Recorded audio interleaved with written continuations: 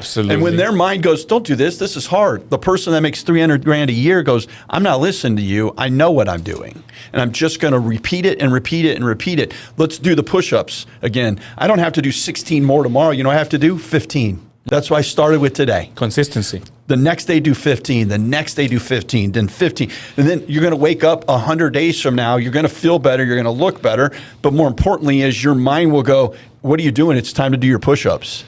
Yes. And you know what? For me, the push-ups and the workout became, and when I've shown my wife this grind and this hustle before I even asked her this question, that she looked at me and she said, babe, I understand that what we do is commission-based.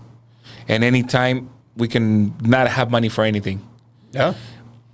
However, I'm never worried because I know you got this. Right.